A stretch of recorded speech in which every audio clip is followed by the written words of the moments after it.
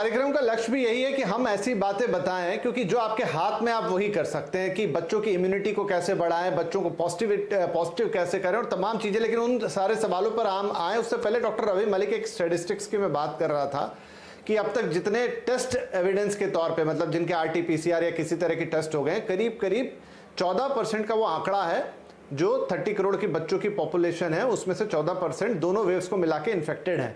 एक sero survey आया था आई थिंक फरवरी में ICMR का, जिसमें उन्होंने कहा था कि 25% जो बच्चे हैं उनके जो टेस्ट में, उनके हिसाब से सर्वे सैंपल में उनमें एंटीबॉडी मिली, यानी कि उनको भी कभी ना कभी कोरोना हुआ था। तो अगर आप ये दोनों फिगर जोड़ दे तो क्या बच्चों की पॉपुलेशन का करीब करीब 40% ऑलरेडी इन्फेक्ट हो चुका है, या हम सीरो सर्वे को उतने ब्रॉड पैमाने पर नहीं मान सकते, वो एक छोटा सैंपल सर्वे होता है?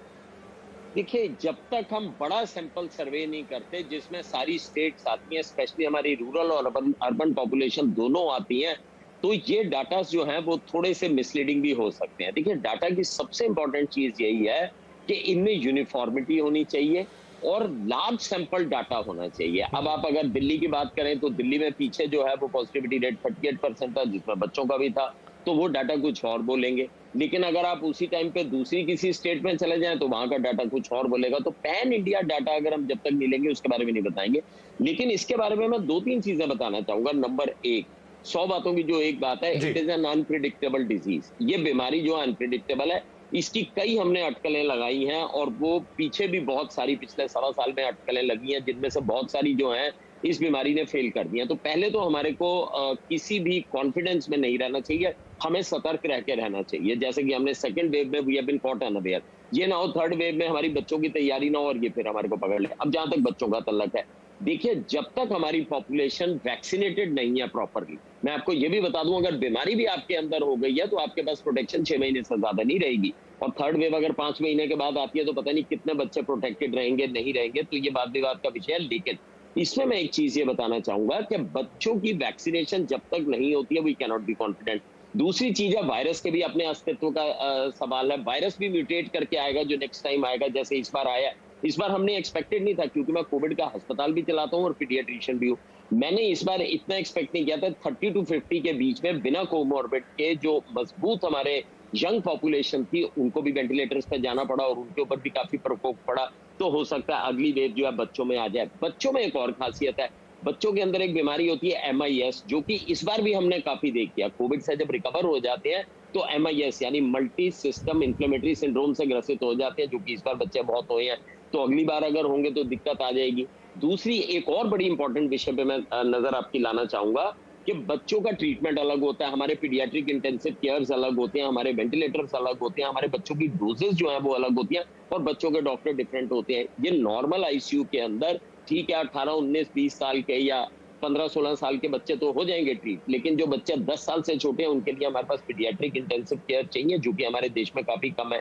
तो इन सबको लब्बा लुभाव एक ही निकलता है, we should be over prepared, we should vaccinate our children. हमें अपने बच्चों की वैक्सीन लगानी चाहिए। सरकार को फाइजर, मॉडर्ना, जो भी वैक्सीन 12 से 18 साल की उपलब्ध है, क्योंकि हमारे देश में जो ट्रायल्स है वो थोड़ा टाइम लेंगे, जितनी भी उपलब्ध है उनको बुला के हमारे को बच्चों को वैक्सीन जितनी लगा सके वो लगा लेनी चाहिए, ताकि उनकी वल्नरेबिलिटी जो है वो कमजोर कम ना हो बिल्कुल भी, उनकी जो इम्यूनिटी है वो स्ट्रांग रहे।